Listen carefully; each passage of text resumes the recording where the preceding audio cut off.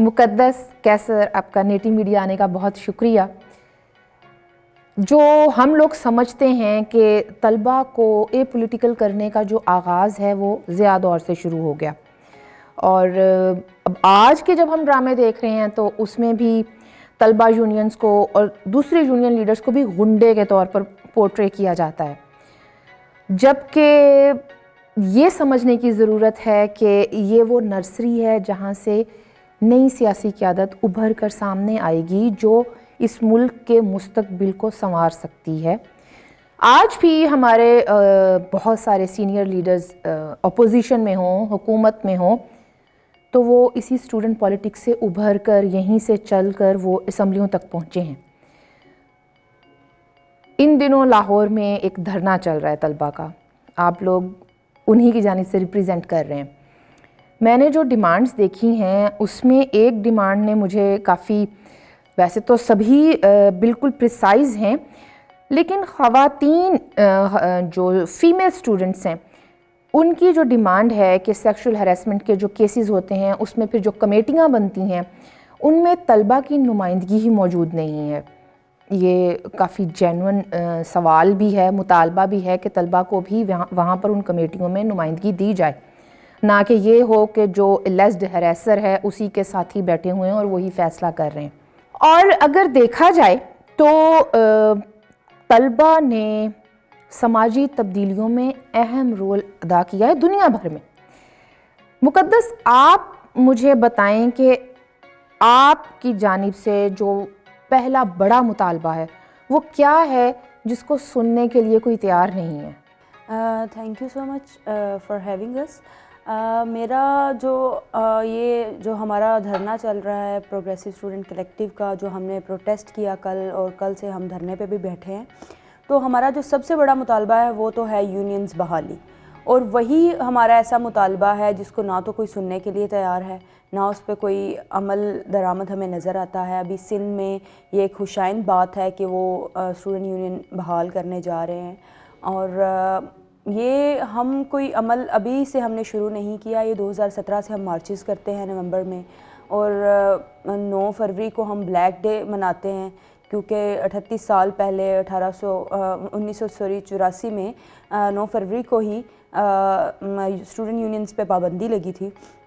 तो 38 साल हो गए हैं, स्टूडेंट्स जो हैं अपने इस राइट के लिए लड़ रहे हैं, आवाज़ उठा रहे हैं, लेकिन उनकी कोई सुनवाई नहीं। लेकिन प्रोग्रेसिव स्टूडेंट कलेक्टिव 2017 से ये मार्चेस भी कर रही है, एज अ ब्लैक डे भी मना रही है, हुकूमती नुमाइंदे आते भी हैं, लेकिन उस पर कोई हमें मतलब आके हमसे वादे कर दिए जाते हैं, फिर उस पर हमसे कोई बात नहीं की जाती। तो जो ख़वातीन के मुतालबात हैं उसमें फिर ख़वातीन को ज़ाहिर है, आपको पता है कि सोसाइटी तो हमारे लिए बिल्कुल ही सेफ़ नहीं है। सड़कों पे अगर हम निकलें अपने किसी काम के लिए तो रेप कोई हो जाए तो उसको कहा जाता है कि आप इतने बजे क्यों निकली थी, आपने ये कपड़े क्यों पहने थे। तो इस तरह के सवाल उठाए जाते हैं। कैंपस का एक रोल जो है एक खातून की ज़िंदगी में बड़ा डिफरेंट होना चाहिए और होता है, लेकिन हमारे यहाँ कैंपस भी सेफ़ नहीं है। हम जब कैंपसेस में जाते हैं तो हमारी कोई हरासमेंट की कोई हरासमेंट होती है तो हमारे यूनिवर्सिटीज़ वाले उस चीज़ को एक तो विक्टिम ब्लेमिंग करते हैं, जो कि बड़ी एक दर्दनाक चीज़ होती है उस औरत के लिए या उस लड़की के लिए जो उस चीज़ से गुजर रही होती है, साथ साथ उसकी फैमिली के लिए और साथ में उसकी फ़ेलोज़ के लिए, क्योंकि उन्हें पता होता है कि कल को अगर हमारे साथ कुछ ऐसा होगा तो हमने आवाज़ नहीं उठानी। तो जब कैंपस में ऐसी चीज़ें होती हैं तो जो हरासमेंट का हमारा मुतालबा है, दूसरा जो मेन मुतालबा है, हमें ऐसी कमेटीज़ चाहिए जिन पे हम रिलाय कर सकें, जिन पे हम ट्रस्ट कर सकें। जब हमारी यूनिवर्सिटीज़ ऐसी कमेटीज़ बना देती हैं, अगर किसी प्रोफेसर ने हरास किया तो फ़ेलो प्रोफेसर्स ही बैठ के फ़ैसला कर रहे होते हैं, सभी मेल होते हैं। हम किस तरह इस तरह की कमेटीज़ को ट्रस्ट करें? हम एडमिनिस्ट्रेशन से किसी ने हरास किया तो एडमिनिस्ट्रेशन के ही लोग बैठ जाते हैं और वो फ़ैसले कर रहे होते हैं, तो किस तरह से हम उनको ट्रस्ट कर सकते हैं? तो हमारा बेसिक दूसरा जो मुतालबा है वो ये है कि ऐसी कमेटीज़ बनाएं जिसमें ख़वातीन जो हैं वो ख़वातीन तालिबात जो हैं उनकी शमूलियत को यकीनी बनाया जाए, ताकि हम अपना मसला खुल के बयान भी कर सकें और हमें ट्रस्ट हो कि उधर से जब कोई नैरेटिव आएगा या कोई स्टेटमेंट आएगी तो वो एक न्यूट्रल होगी। हमारा फ़ैसला जो है वो हम कुछ ऐसे लोगों के हाथ में नहीं सौंप रहे जो बाइज फ़ैसला करेंगे। यूनिवर्सिटी में ही कुछ लोग ऐसे बैठे होते हैं, इंतज़ामिया में ही, جو ایسی باتیں کر رہے ہوتے ہیں کہ یہ تو لڑکیاں جو ہیں یہ تو بس ایسے ایک تو کپڑے ایسے پہن کے آ جاتی ہیں, دوسرا ان کو میک اپ کرنے سے منع کر دیں. ابھی یہ ہماری جو ایک ایچ ای سی کی طرف سے آئی تھی ایک ایسی ڈیمانڈ کہ گرلز اور بوائز کے سیکشنز الگ بنائے جائیں گے, تو یہ انہی باتوں کی کڑیاں ہیں کہ ان کے پاس اس طرح کے معاملات کے حل موجود نہیں ہیں اور یہ وکٹم بلیمنگ کرتے ہیں. بالکل. اچھا, گرلز اور بوائز کے کیمپس الگ ہو جائیں. کیسر, میں آپ سے پوچھنا چاہوں گی کہ ایک مطالبہ یہ ہے کہ یونیورسٹی داخلے کے وقت طلبہ سے سیاست نہ کرنے کا حلف نامہ آئین کے آرٹیکل 17 سے متصادم ہے, اسے فوری ختم کیا جائے. اس حوالے سے آپ جو دھرنے میں بیٹھے ہوئے ہیں, آپ کا موقف تھوڑا وضاحت سے بتائیں ذرا. بنیادی طور پہ جو ہم سے ایفیڈیوٹ سائن کرایا جاتا ہے, جو حلف نامہ سائن کرایا جاتا ہے یونیورسٹی داخلے کے وقت, اس کا مقصد جو ہے وہ یہی ہے کہ طلباء کو سیاست سے دور رکھا جائے. جی, یہ بیسیکلی جو سیاست ہے, ایک تو سیاست کو ہی ختم کرنے کی ایک سازش ہے. سیاست میں سمجھتا ہوں کہ ایسا عمل ہے جس کے ذریعے نہ صرف لوگ اپنے حقوق کی بحالی اور بازیابی کی بات کرتے ہیں بلکہ آنے والے نسلوں کے مستقبل کا تعین بھی کرتے ہیں. آج ملک کے اندر اگر آپ سیاست کی بات کریں تو لوگ یہ سمجھتے ہیں شاید کوئی گناہانہ جرم ہے. تو ایون کہ ہمارے والدین بھی ہمیں یہی بتا رہے ہوتے ہیں کہ بیٹا آپ نے جا کے صرف پڑھنا ہے, سیاست نہیں کرنی. حالانکہ ہم جب پولیٹیکل سائنس بھی پڑھتے ہیں تو اس میں ہم سیاست لامحالہ طور پہ پڑھ رہے ہوتے ہیں, اور جب پریکٹیکلز ہم نہیں کریں گے کیمپس کے اوپر, اس کے اوپر بات نہیں کر رہے ہیں, اپنے حقوق کی بات نہیں کریں گے, تو ہم اس کو سیکھیں گے کیسے. دوسرا جو ایفیڈیوٹ کی بات ہے, وہ نہ صرف ایک تو وہ ویگ سا ہے کہ اس کے اوپر آپ نے کرنا کیا ہے, کون سی سیاسی ایکٹیویٹی ہے, اس کی وضاحت نہیں ہے. دوسرا یہ ہمارے آئینی حقوق کی خلاف ورزی ہے.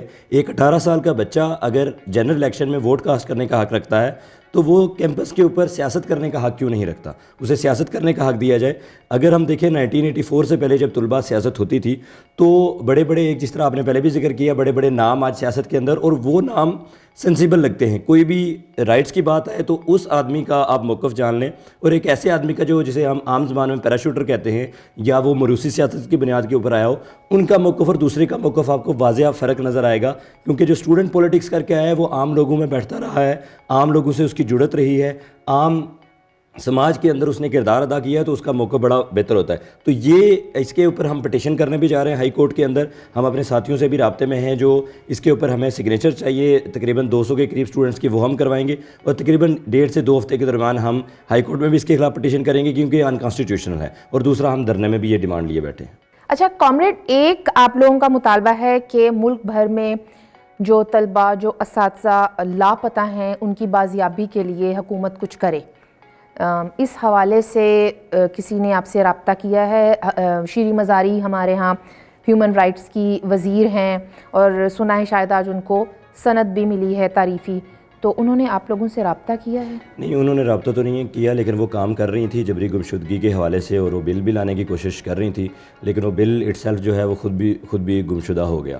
لیکن ابھی اگر ہم دیکھیں جو اس پہ ہم بات رکھ رہے ہیں, ہمارا واضح موقف اس پہ یہ ہے کہ اگر کسی نے کوئی غیر قانونی کام کیا ہے, کسی انلیگل ایکٹیویٹی میں ملوث ہے, کسی بھی طرح کا مسئلہ ہے, تو اس کے لیے قانون موجود ہے, کانسٹیٹیوشن موجود ہے. آپ کورٹ میں لے کے جائیں اور اس کو پیش کریں, اور اس کی جو سزا بنتی ہے وہ اسے دیں. ایک تو یہ انسان کے بنیادی حقوق کی خلاف ورزی ہے, اوپر سے جو طلباء کے اوپر اس طرح کے جو الزامات لگا کے اٹھایا جانا یا گم کر دیا جانا, جو بھی اس طرح کا کیا جاتا ہے, یہ بڑا گناہانہ جرم ہے. ہمارے ساتھی ہیں, ایک سولیڈیرٹی بھی ہم کرتے ہیں, اور ہم ذاتی طور پہ, نظریاتی طور پہ یہ سمجھتے ہیں کہ یہ ختم ہونی چاہیے, اور اس کے اوپر ہمارے جو آئینی ادارے ہیں انہیں فیصلہ سازی کرنی چاہیے.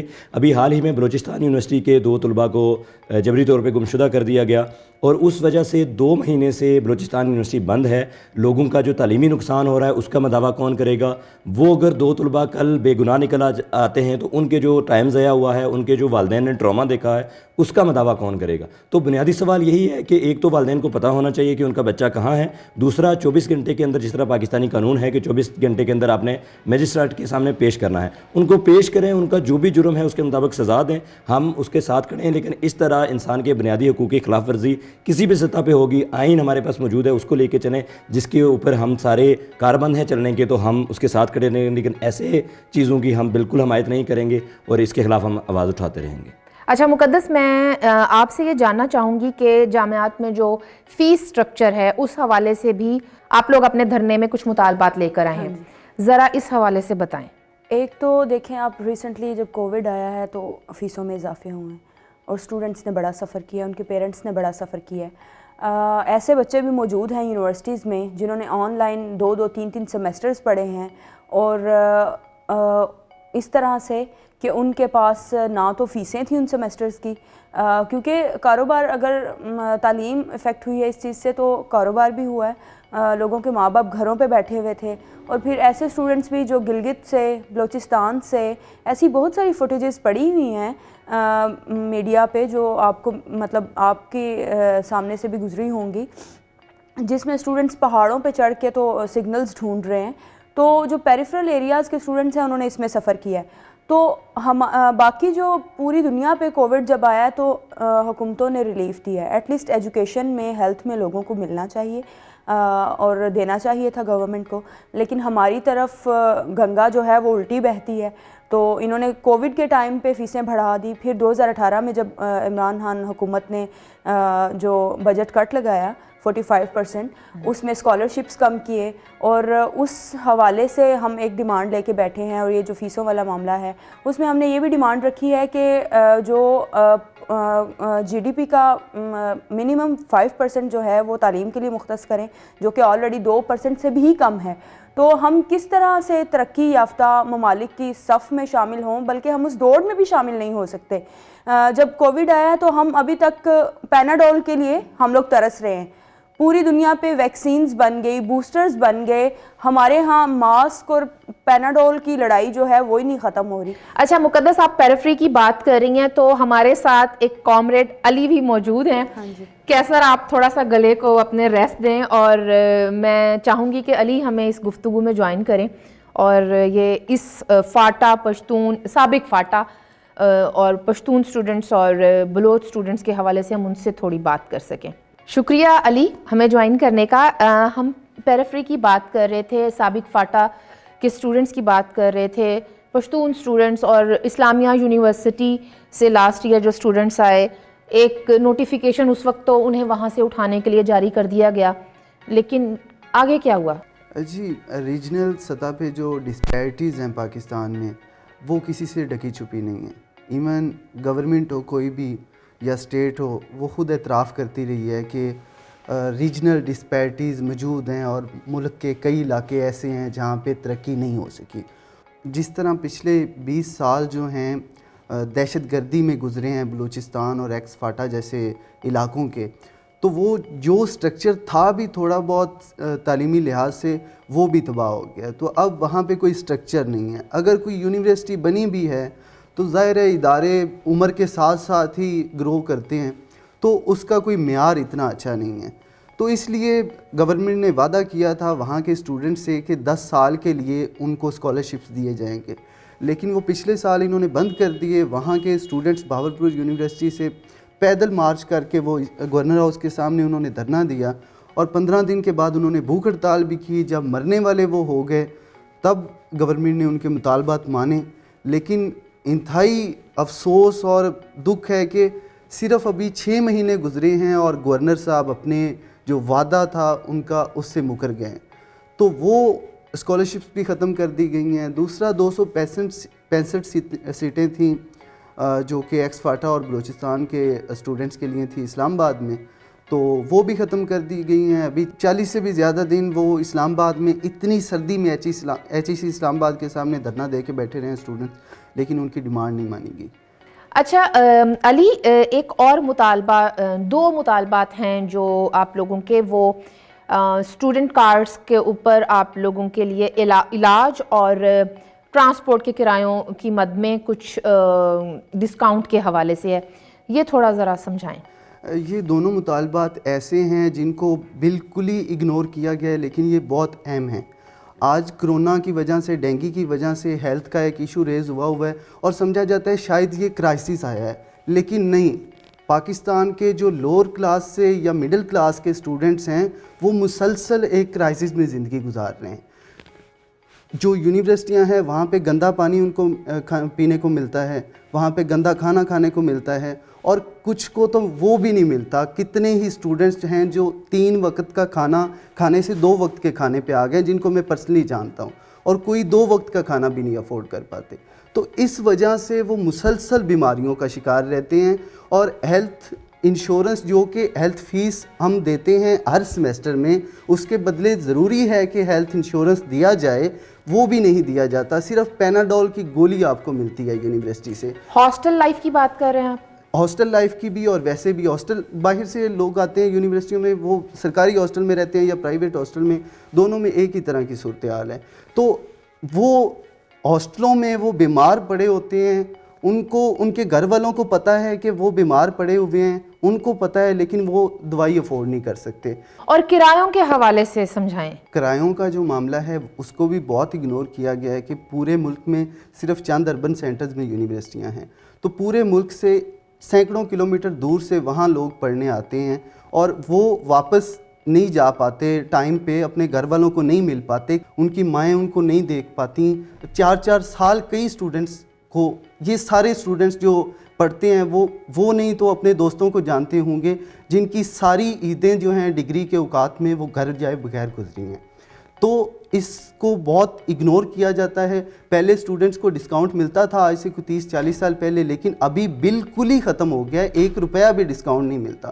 اور اس لیے ہماری یہ ڈیمانڈ ہے کہ کم سے کم 50% تو ڈسکاؤنٹ اس میں دیا جائے, تاکہ وہ اپنے گھروں کو جا سکیں. اور یہ ایک طرح کی قید ہے, قید میں اور اس میں کوئی فرق نہیں ہے. قید میں آپ اپنے پیاروں کو نہیں مل سکتے, آپ نے کوئی جرم کیا ہوتا ہے, لیکن ایک فرق ہے, وہاں پہ آپ نے کوئی جرم کیا ہوتا ہے, یہاں پہ آپ کا کوئی جرم بھی نہیں ہے لیکن آپ اپنے پیاروں کو نہیں مل پاتے.